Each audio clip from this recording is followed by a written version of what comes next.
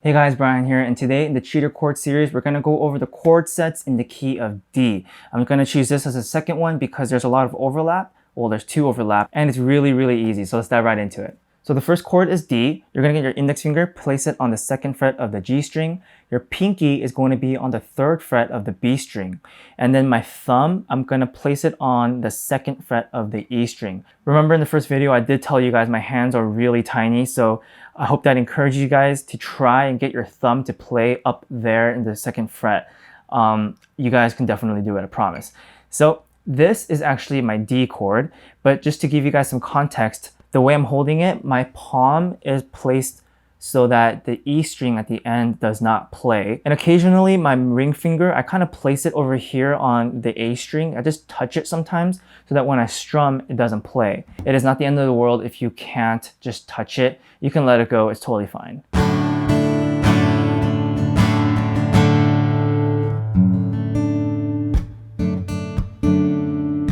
Next chord is A. From here, get your index finger and place it one string above on the second fret of the D string. And then you're gonna get your middle finger and place it on the second fret of the G string.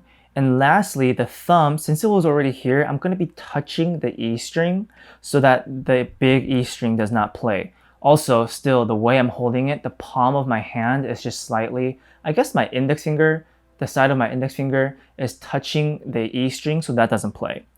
So this is a D, right? And then A, right there. And that is your A chord.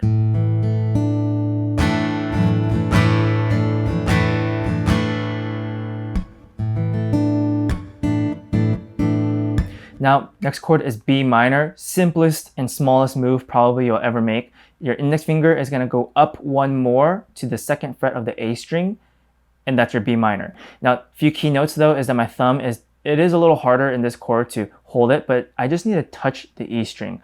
So that's what I'm doing here. The index finger is touching the bottom string that's right below it, which is the D string.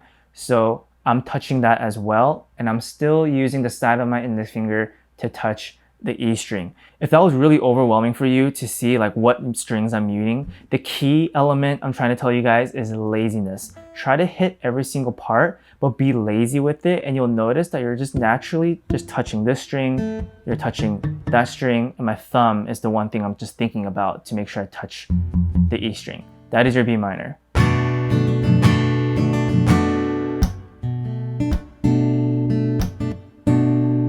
So the next chord is G. All I'm gonna do is gonna get my ring finger and place it on the third fret of the E string, and everything else can let go. And that is your G.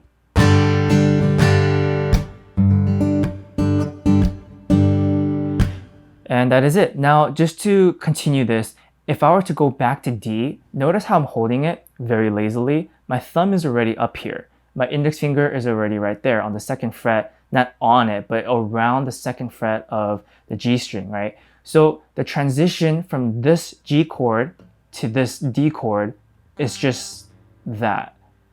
This is like the beauty of these cheater chords. These transitions are very tiny and very smooth. So try that, try to notice these little things and try it out. Of course, when you try it out, try it really slowly at first, and then you can pick up the pace.